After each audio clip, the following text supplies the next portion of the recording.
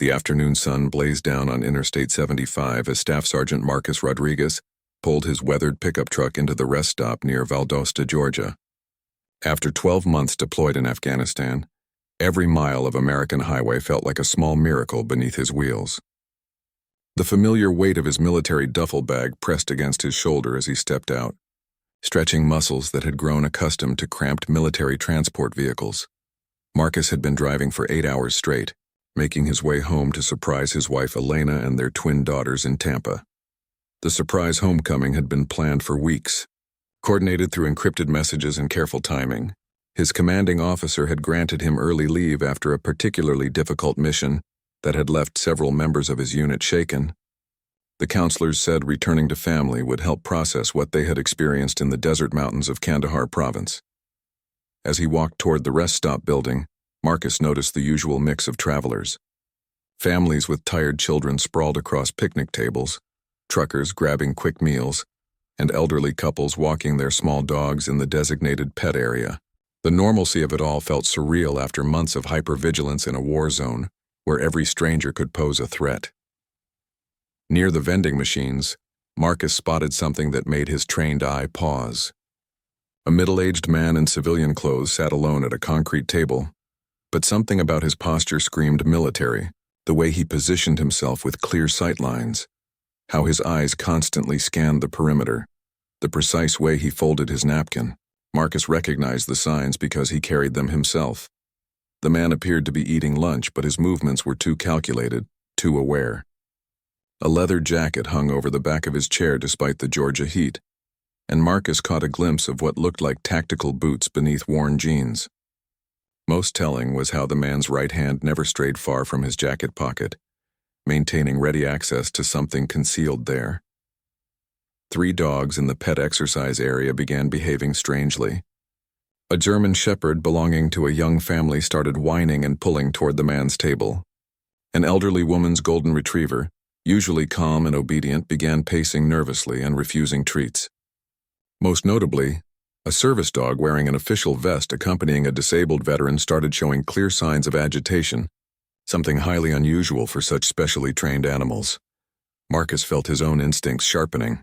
Something was wrong with this picture, but he could not identify exactly what triggered his concern. The man at the table appeared harmless enough, yet every fiber of Marcus's combat-honed awareness was telling him to pay attention. The dog's behavior only confirmed that whatever he was sensing, the animals felt it too. The rest stop buzzed with normal activity around them. Parents corralled children, travelers filled water bottles, and truckers checked their routes on smartphones. Nobody else seemed to notice the subtle tension that Marcus felt building. He decided to trust his instincts and observe from a strategic position near the information board, where he could monitor the situation while appearing to study local maps. Marcus understood that transitioning from combat zones to civilian life meant learning to distinguish between real threats and hypervigilant false alarms. Military training created warriors who noticed everything, but peacetime required knowing when that awareness was necessary versus when it became a burden. However, 12 months of staying alive in hostile territory had taught him never to ignore the feeling crawling up his spine right now. The man at the table finished his sandwich with mechanical precision, wiped his hands exactly 3 times, and checked his watch. These seemingly normal actions carried an undertone that Marcus recognized from briefings about suspicious behavior patterns. Combined with the dog's continued agitation, Marcus knew he needed to make a decision about whether to act on his concerns or dismiss them as combat stress playing tricks on his readjusting mind. As he wrestled with this internal debate, Marcus noticed the man begin reaching slowly toward his jacket pocket while scanning the crowd with renewed intensity. The 3 agitated dogs became even more restless, and Marcus felt his pulse quicken as training and intuition merged into a single, clear realization that something dangerous was about to unfold at this peaceful highway rest stop. Marcus's mind raced through threat assessment protocols as he watched the suspicious man's hand hover near his jacket pocket. In Afghanistan, hesitation meant death, but this was Georgia, where jumping to conclusions could destroy innocent lives. The balance between caution and paranoia had become his daily struggle since returning to civilian society. The German shepherd's whining grew louder, causing its family to look around in confusion. The father, a man in his 40s wearing a college t-shirt, tried calming the dog with treats and gentle words, but the animal remained fixated on the lone figure at the concrete table. The golden retriever had begun circling its elderly owner, creating a protective barrier that made the woman stumble slightly as she tried to understand her pet's behavior. Most concerning was the service dog, a well-trained Labrador, whose veteran handler seemed equally puzzled by the animal's sudden alertness. The dog had positioned itself between its owner and the suspicious man, body rigid and ears forward in a classic protective stance. Marcus knew service dogs underwent extensive training to remain calm in all situations, making this behavior particularly significant. The man at the table slowly withdrew his hand from the jacket pocket, revealing what appeared to be a cell phone. Marcus felt a moment of relief, then noticed the device looked wrong somehow, too thick, too angular, with modifications that suggested it might be more than a standard phone. His experience with improvised explosive devices in Afghanistan had taught him to recognize when everyday objects had been altered for dangerous purposes. Marcus realized he needed to get closer without alerting the potential threat. He began walking casually toward the restrooms, a route that would take him past the man's table while providing a natural reason for movement. As he approached, he caught fragments of what the man was saying into the modified device. The words were spoken in Arabic, which Marcus understood from his deployment. The man was not making a casual phone call, but rather reporting on target locations and civilian density. The phrases used suggested coordination with others for some type of planned operation. Marcus felt his blood run cold as pieces of a larger puzzle began forming in his mind. The three dogs continued their agitated behavior, now drawing attention from other travelers. A security guard from the rest stop facility began walking over to investigate the disturbance, unaware that he might be approaching a dangerous situation. Marcus knew he had seconds to decide whether to intervene or alert authorities through proper channels. Training kicked in as Marcus evaluated his options. Direct confrontation could trigger whatever the man was planning prematurely. Calling local police would take precious time and require explaining complex suspicions that might sound like paranoia. The security guard approaching was likely unarmed and untrained for serious threats. Marcus found himself in the impossible position of possessing dangerous knowledge without clear protocol for civilian situations. The suspicious man ended his call and began gathering his belongings with the same mechanical precision Marcus had observed earlier. This suggested an operation moving into its next phase, meaning time was running out for preventive action. The man's eyes swept the crowd again, and Marcus caught a calculating look that confirmed his worst suspicions about the unfolding situation. Marcus made a split-second decision to trust his combat instincts and the animal's warnings. He needed to send a signal that would alert law enforcement without triggering premature action from the threat. His military training had included emergency communication techniques for situations where normal channels were compromised or unavailable. Moving to a position where the security guard could see him clearly, Marcus began a subtle sequence of hand signals used by military personnel to communicate danger in situations requiring silence. The gestures were designed to convey armed threat, immediate danger, and civilian safety, without drawing attention from the target. The security guard, a retired police officer named Tommy Walsh, initially missed the significance of Marcus's movements. However, Tommy's law enforcement background eventually recognized the deliberate nature of the gestures. His expression changed from casual interest in the dog disturbance to focused attention on the military man trying to communicate something urgent. Marcus reinforced his message by discreetly pointing toward the suspicious man while making additional tactical signals. He indicated weapons, multiple targets, and coordinated threat using movements that looked casual to untrained observers, but carried clear meaning for anyone with security or military background. Tommy Walsh felt his pulse quicken as he realized what the signals meant. 23 years on the police force had taught him to trust gut instincts and take warnings seriously, especially from someone with obvious military bearing. He began moving carefully toward a position where he could observe the suspicious individual while maintaining radio contact with his dispatcher. The man at the table stood up and began walking toward the main building, carrying his modified communication device and scanning the crowd with predatory intensity. The three dogs' behavior reached a crescendo of agitation, and Marcus knew whatever was planned was about to begin. His silent communication with the security guard might be their only chance to prevent a catastrophe at this peaceful highway rest stop. Security guard Tommy Walsh discreetly keyed his radio, while maintaining visual contact with both Marcus and the suspicious individual. His years of police experience had taught him to recognize genuine threats versus false alarms, and everything about this situation screamed danger. The military man's signals were too precise and urgent to ignore, especially combined with the unusual animal behavior throughout the rest area. Marcus watched as the suspicious man entered the main building housing restrooms, vending machines, and tourist information displays. The building's layout created multiple blind spots and potential choke points that would be advantageous for someone planning an attack. The man's tactical awareness of positioning and timing suggested professional training, possibly military or paramilitary background. The three dogs that had been acting strangely suddenly became even more agitated as the man disappeared inside. The German Shepherd broke free from its family and ran toward the building entrance, barking frantically. Its owners chased after it, confused and embarrassed by their normally well-behaved pet's actions. The golden retriever began howling, and sound that sent chills through everyone in the pet area. Most disturbing was the service dog's reaction.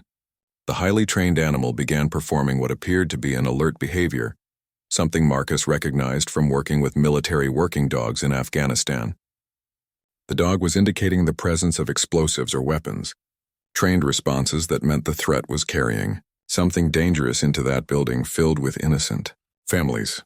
Tommy Walsh received acknowledgement from his dispatcher and learned that state police were already en route to investigate reports of suspicious activity at several rest stops along I-75. This was not an isolated incident, but part of a coordinated operation spanning multiple locations. The realization that they were dealing with a larger terrorist plot made the situation exponentially more dangerous. Marcus felt the familiar surge of adrenaline that had kept him alive through countless dangerous situations overseas. However, this was not a combat zone where rules of engagement were clear and backup was guaranteed. This was civilian territory where his actions could have legal consequences, and where innocent people's lives depended on his judgment and restraint. The suspicious man emerged from the building carrying what appeared to be a large backpack that had not been visible earlier. He must have retrieved it from a predetermined hiding place, suggesting advanced planning and coordination. The weight and bulk of the pack, combined with his careful handling, suggested it contained something significant and potentially dangerous. Marcus noticed the man checking his modified communication device again before scanning the parking area methodically. He appeared to be looking for specific vehicles or searching for the best position to accomplish whatever mission he had been assigned. The calculated nature of his movements indicated training in surveillance and target assessment. Tommy Walsh positioned himself strategically while waiting for state police backup. His radio crackled with updates indicating similar suspicious activities at rest stops in Ocala and Gainesville, confirming this was part of a coordinated operation targeting Florida's major transportation corridors. The scope of the threat was becoming clear, and Tommy realized they might be looking at an attempted terrorist attack designed to cause maximum casualties and economic disruption. The man with the backpack began walking toward a section of the parking area where several families were loading their vehicles after rest stops. Children ran around while parents organized luggage and snacks, completely unaware of the potential danger approaching them. Marcus felt the weight of responsibility settling on his shoulders as he realized intervention might be inevitable. Marcus began moving parallel to the threat, maintaining distance while positioning himself for potential action. His military training kicked in automatically, assessing angles of approach, cover positions, and civilian safety considerations. He had learned to make these calculations instinctively, but applying them in a domestic setting felt surreal and overwhelming. The three dogs continued their warning behaviors, and Marcus noticed other animals in the area beginning to show signs of agitation. A cat traveling with one family hissed from its carrier, and even some of the birds in nearby trees seemed disturbed. Animals often sensed dangers that humans missed, and their collective response suggested the threat was both real and immediate. Tommy Walsh saw Marcus beginning to move tactically and realized the Marine was preparing for direct intervention. He keyed his radio to update his dispatcher on the escalating situation, while positioning himself to support whatever action might become necessary. 23 years of police work had taught him to recognize when situations were about to turn violent. The suspicious man suddenly stopped walking and began manipulating something inside his backpack while scanning the crowd of families. His posture changed from casual movement to focused preparation, and Marcus recognized the shift that occurred. When someone moved from planning to execution, phase of an operation, time seemed to slow down as Marcus realized he was probably the only person in position to prevent whatever was about to happen. The state police backup was still minutes away. The local security guard was well-meaning but outgunned, and dozens of innocent families were scattered throughout the target area. His decision in the next few seconds could mean the difference between a prevented tragedy and a national disaster. The man's hand disappeared deeper into the backpack, and Marcus saw the telltale signs of someone accessing a triggering device. The dog's frantic barking reached a crescendo, and Marcus knew he was out of time for careful planning or waiting for backup. Military instinct, civilian responsibility, and basic human decency merged into a single moment of clarity about what needed to happen next. Marcus moved with the fluid precision that had been drilled into him through countless hours of combat training. He approached from the suspect's blind spot, using parked vehicles as cover while maintaining visual contact with the man's hands and the threatening backpack. Every step was calculated to minimize noise and avoid alerting the target until the last possible moment. The man's fingers worked inside the backpack with increasing urgency, and Marcus could see him glancing repeatedly at his modified communication device as if waiting for a signal or countdown. The coordination suggested this attack was timed to coincide with similar operations at other locations, making immediate action even more critical. Tommy Walsh spoke rapidly into his radio, providing real-time updates to incoming state police units while moving to evacuate civilians from the immediate area. He began discreetly directing families away from the parking section where the threat was positioned, using his authority as a security guard to suggest people move toward the building without causing panic. The German shepherd that had broken free from its family continued barking frantically at the suspicious man, creating a distraction that Marcus realized he could use to his advantage. The dog's agitation was drawing the man's attention, forcing him to divide his focus between his planned operation and the unexpected animal interference. Marcus closed to within 20 feet of his target when the man suddenly looked up from his backpack with alarm.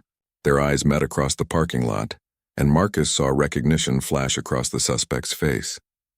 The man realized he had been identified and that his mission was compromised, causing him to abandon careful timing in favor of immediate action.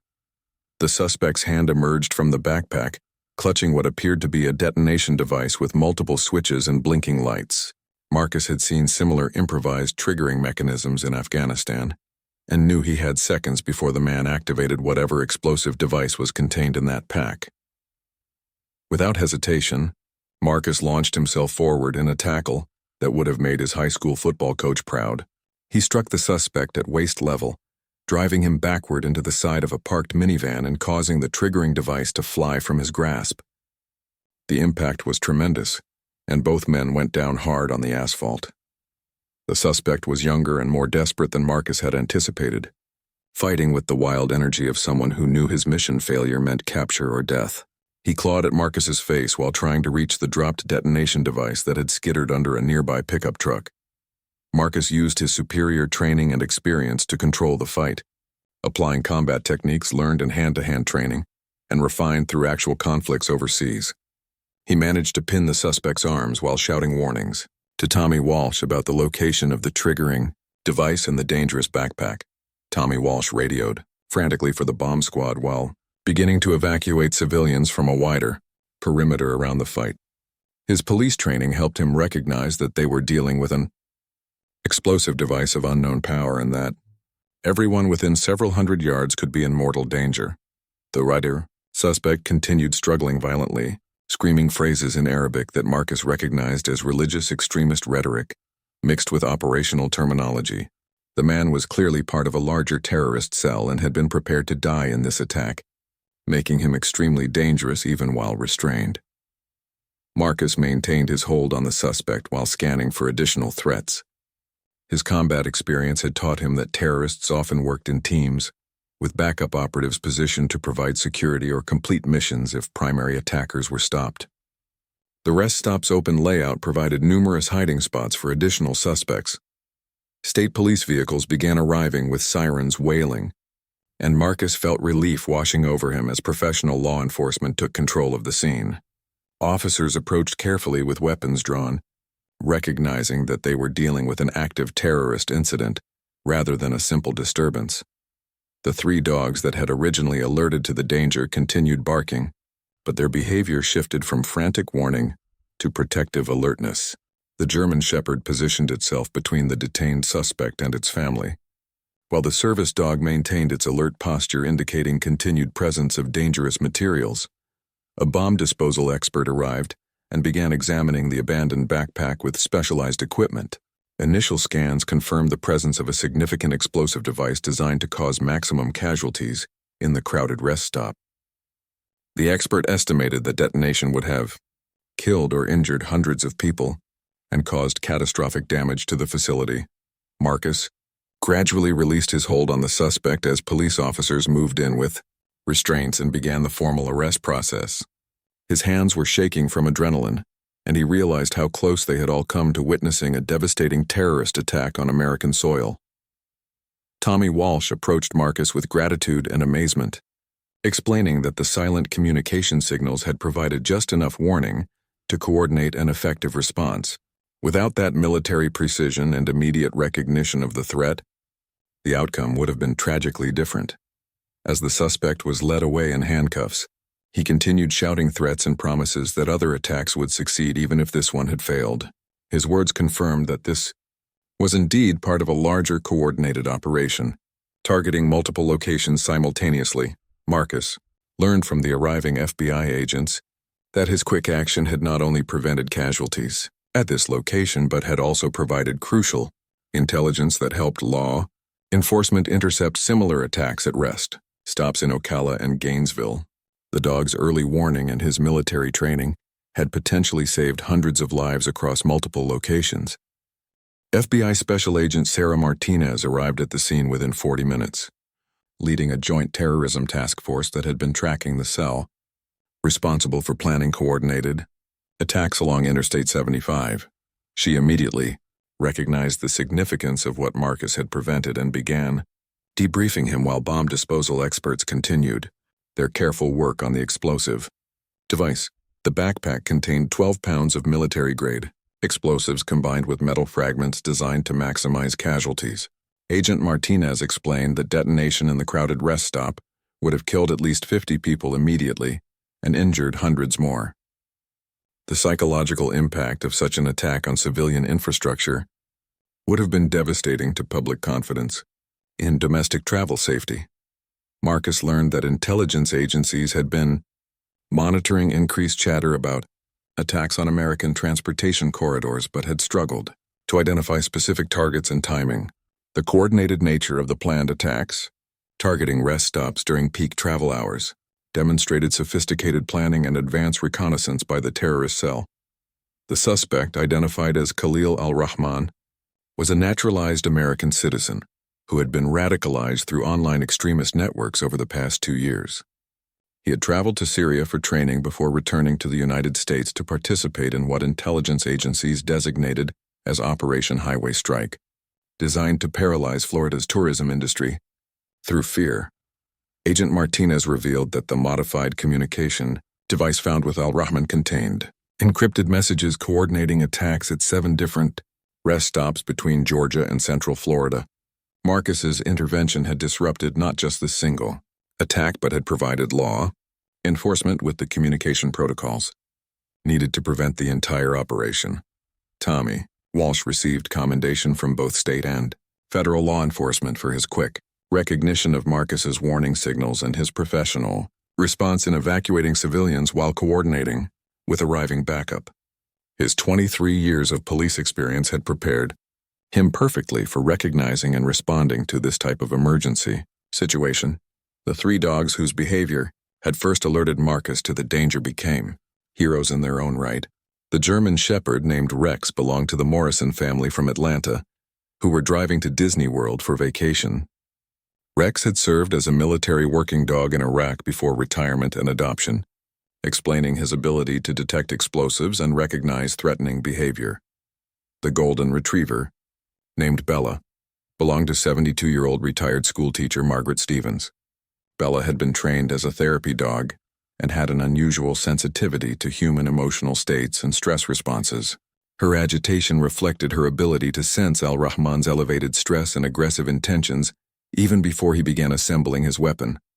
The service dog, a Labrador named Duke, worked with Army veteran Robert Chen, who had lost his leg to an improvised explosive device in Afghanistan. Duke's specialized training in detecting explosives and alerting to PTSD episodes had enabled him to identify both the presence of dangerous materials and the suspicious behavioral patterns exhibited by the terrorist. Media coverage of the incident focused heavily on the remarkable story of how military training, civilian vigilance, and animal instincts had combined to prevent a major terrorist attack. Marcus found himself thrust into national attention as a hero, though he remained reluctant to accept praise for actions he considered basic duty and responsibility. The investigation revealed that Al-Rahman and his associates had been planning Operation Highway Strike for over 8 months, conducting surveillance of target locations and timing their attacks to coincide with holiday travel periods when rest stops would be most crowded with families and tourists. Agent Martinez explained that the terrorist cell had chosen rest stops specifically because they represented soft targets with minimal security and maximum civilian presence. The psychological impact of attacking families during vacation travel would have been enormous, potentially crippling Florida's tourism economy and creating lasting fear about domestic travel safety. Marcus struggled with the aftermath of preventing such a large-scale attack. While grateful that lives had been saved, he found it difficult to process how close American families had come to experiencing the type of violence he had witnessed overseas. The incident reinforced his belief that the war on terrorism had followed him home from Afghanistan. The Khan families who had been present during the incident expressed overwhelming gratitude to Marcus for his quick thinking and decisive action. The Morrison family, owners of Rex the German Shepherd, invited Marcus to visit them in Atlanta and credited both him and their dog with saving their lives and the lives of their 2 young children. Margaret Stevens, owner of Bella the Golden Retriever, wrote a letter to her local newspaper describing how the combined efforts of a Marine veteran, a security guard, and 3 remarkable dogs had prevented unimaginable tragedy. Her account helped the public understand how ordinary citizens and their pets could play crucial roles in national security. Robert Chen, the veteran with service dog Duke, felt a special connection to Marcus as someone who understood both military service and the challenges of transitioning to civilian life. Their shared experience of combat overseas and their recognition of terrorist tactics had proved invaluable in identifying and stopping this domestic threat. As the investigation continued, law enforcement agencies began implementing new protocols for training security personnel to recognize and respond to the type of subtle threat indicators that Marcus had identified. His military expertise in reading behavioral cues and environmental awareness became part of standardized security training programs. The incident sparked national conversation about the ongoing threat of domestic terrorism and the importance of veteran reintegration programs that could channel military skills towards civilian security applications. Marcus's story demonstrated how combat experience, when properly applied, could serve as a valuable asset in protecting American communities from terrorist attacks. 3 weeks after the incident, Marcus finally arrived home in Tampa to the surprise reunion he had originally planned with his wife Elena and twin daughters Sophia and Isabella. The media attention and FBI debriefings had delayed his homecoming, but Elena understood that her husband had been involved in something much larger than a simple traffic stop. Elena Rodriguez had served as a Navy corpsman before their marriage and immediately recognized the signs of combat stress in her husband's demeanor. The incident at the rest stop had triggered memories of Afghanistan and reinforced the hypervigilance that made transitioning to civilian life so challenging for many veterans. Marcus struggled to explain to his 7-year-old daughters why their father had been on television and why strangers kept calling him a hero. Sophia and Isabella knew their daddy was a Marine, but they had no framework for understanding terrorism or the violence he had prevented. Elena helped them understand that their father had helped keep families safe, just like he did when he was deployed overseas. The FBI investigation revealed that Operation Highway Strike had been funded and coordinated by ISIS operatives who had identified American highway rest stops as vulnerable targets that could be attacked with minimal resources but maximum psychological impact. The plan had called for simultaneous attacks during Memorial Day weekend when traffic volume would be highest. Agent Martinez stayed in contact with Marcus throughout the investigation, keeping him informed about how his intervention had helped unravel the entire terrorist network. 7 additional suspects had been arrested based on intelligence gathered from Al-Rahman's communication device and safe houses identified through surveillance footage from multiple rest stops.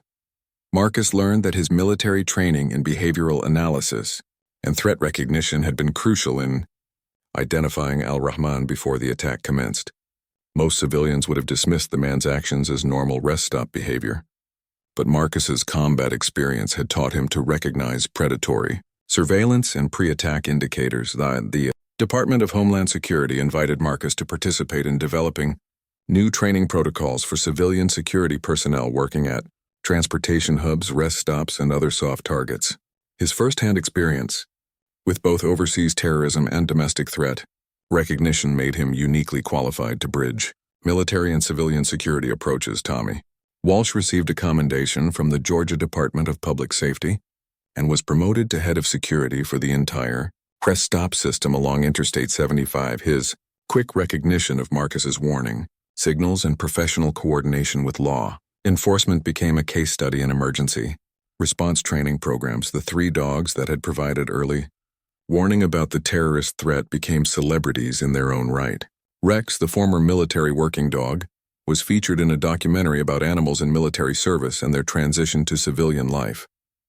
His ability to detect the explosive device had prevented catastrophic casualties. Bella, the golden retriever therapy dog, was honored by the American Kennel Club for her role in the incident. Her sensitivity to human emotional states had provided one of the first indications that something was wrong with Al-Rahman, demonstrating how therapy animals could serve unexpected security functions.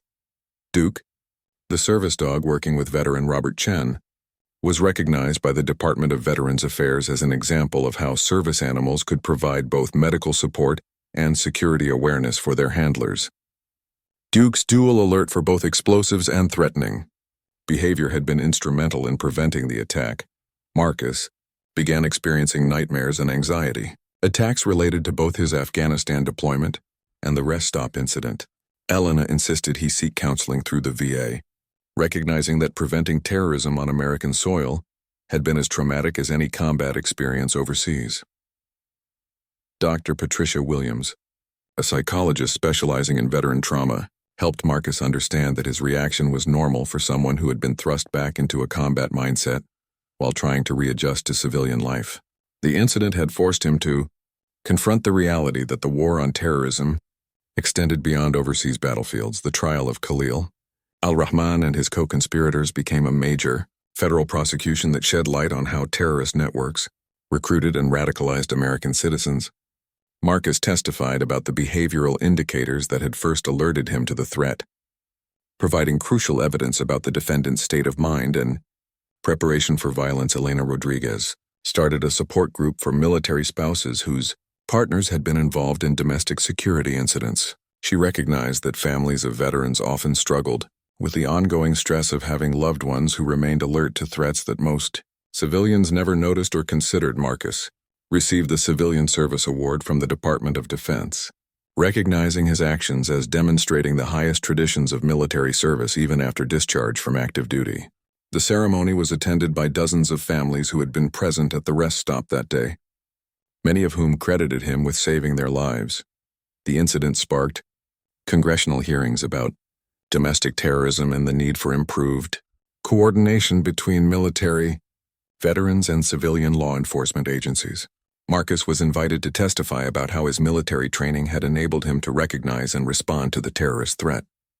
6 months after the attack, Marcus decided to pursue a career in security consulting, using his experience to help businesses and government agencies improve their threat recognition and response capabilities. His unique combination of combat experience and domestic terrorism prevention made him highly sought after in the security industry. Elena supported her husband's career change, recognizing that channeling his military skills toward protecting civilians gave him a sense of purpose and helped him process the trauma of both his overseas deployment and the rest stop incident. His work became a way to serve his country while remaining home with his family. 2 years later, Marcus Rodriguez stood before a packed auditorium at the FBI National Academy in Quantico, Virginia, delivering a presentation on threat recognition and civilian security awareness. His story had become a cornerstone case study in domestic terrorism prevention, demonstrating how military veterans could serve as invaluable assets in protecting American communities. The audience included law enforcement officers, security professionals, and military personnel preparing for civilian careers. Marcus emphasized how the combination of combat experience, animal behavior observation, and effective communication between civilians and authorities had prevented what could have been one of the most devastating terrorist attacks on American soil since September 11th. Elena sat in the front row with Sophia and Isabella, now 9 years old and proud of their father's work, helping to keep people safe. The girls had grown up understanding that their daddy's military service continued in different ways, and they often accompanied him to speaking engagements where they could see the impact of his story on audiences. Tommy Walsh had become a regular co-presenter with Marcus, sharing the law enforcement perspective on recognizing and responding to civilian security threats. Their partnership demonstrated how military, veterans, and civilian security professionals could work together effectively when proper communication protocols were established. The 3 dogs that had provided early warning about the terrorist threat remained symbols of the incident's success. Rex, the German Shepherd, had returned to active duty with a specialized Homeland Security unit that conducted security sweeps at transportation hubs. His military training and proven ability to detect threats made him invaluable for protecting civilian infrastructure. Bella, the Golden Retriever, continued working as a therapy dog while also participating in research studies about how animals could contribute to security awareness. Her ability to sense human emotional states and stress responses had applications beyond traditional therapy work, potentially helping identify individuals planning violent acts. Duke, the Labrador service dog, had become an ambassador for veteran service animals, demonstrating how these specially trained companions could provide both medical support and security awareness for their handlers. Robert Chen and Duke traveled to VA hospitals nationwide, showing other veterans how service animals could ease the transition from military to civilian life. Agent Sarah Martinez had been promoted to head the FBI's Domestic Terrorism Prevention Unit, largely based on her successful coordination of the investigation that followed Marcus's intervention. She credited the incident with changing how federal agencies approach the integration of veteran skills into civilian security operations. The investigation had ultimately led to the arrest of 23 individuals connected to the ISIS-inspired terrorist network that had planned Operation Highway Strike. Intelligence gathered from the failed attack had prevented numerous other planned operations and had provided crucial insights into how terrorist organizations recruited and radicalized American citizens. Marcus's security consulting firm had grown into a nationally recognized company specializing in soft target protection and threat assessment training. His clients included shopping centers, schools, transportation hubs, and government facilities seeking to improve their security postures without creating fortress-like environments that intimidated legitimate users. The incident had sparked legislative changes requiring enhanced security training for personnel working at highway rest stops, airports, and other transportation facilities. Marcus's recommendations about behavioral analysis and threat recognition had been incorporated into standardized training programs used nationwide. Dr. Patricia Williams published a groundbreaking study on veteran transition experiences, using Marcus's case as an example of how traumatic civilian incidents could both trigger and heal combat-related psychological injuries. Her research helped develop new treatment approaches for veterans struggling with hypervigilance and threat sensitivity. The Morrison family, owners of Rex the German Shepherd, had remained close friends with Marcus and Elena. Their children had grown up together, bonded by the shared experience of that day at the rest stop. Rex's heroic actions had inspired the Morrison children to pursue careers in law enforcement and military service. Margaret Stevens, the elderly woman whose golden retriever Bella had sensed the threat, had become an advocate for including civilian pet owners in community security awareness programs. Her testimony about how ordinary citizens and their animals could contribute to public safety had influenced policy discussions at multiple levels of government. On the third anniversary of the incident, a memorial was dedicated at the Georgia rest stop where the attack had been prevented. The memorial honored not only Marcus's heroic actions, but also recognized Tommy Walsh's professional response and celebrated the 3 dogs whose instincts had provided the first warnings about the developing threat. The ceremony drew hundreds of attendees, including many of the families who had been present that day and whose lives had been saved by the quick thinking and coordinated response. Governor Brian Kemp spoke about how the incident demonstrated the importance of veteran integration programs and the ongoing need for vigilance against domestic terrorism threats. Marcus used his speaking time at the ceremony to emphasize that heroism was not about individual action but about communities working together to protect each other. He credited the success of that day to the combination of military training, civilian professionalism, animal instincts, and pure luck that had aligned to prevent tragedy. Elena Rodriguez had completed her nursing degree and now worked with veterans suffering from PTSD and adjustment disorders. Her personal experience supporting Marcus through his own struggles had given her unique insights into how military families coped with both overseas deployment stress and domestic security incidents. Sophia and Isabella Rodriguez had started a school project interviewing veterans about their transition to civilian life. Inspired by their father's story and their understanding of how military service continued in different forms after discharge. Their work had been featured in local newspapers and had sparked similar projects in schools nationwide. The Department of Homeland Security had established the Marcus Rodriguez Fellowship Program, providing grants for military veterans pursuing careers in civilian security and emergency response. The program recognized that combat experience, when properly channeled, represented a valuable national security asset that should be cultivated and supported. Khalil al-Rahman and 6 of his co-conspirators had been sentenced to life in prison without possibility of parole for their roles in planning Operation Highway Strike. The trials had revealed the extensive planning and coordination involved in the plot, validating Marcus's instinctive recognition that he was dealing with a professional terrorist operation rather than a lone wolf attack.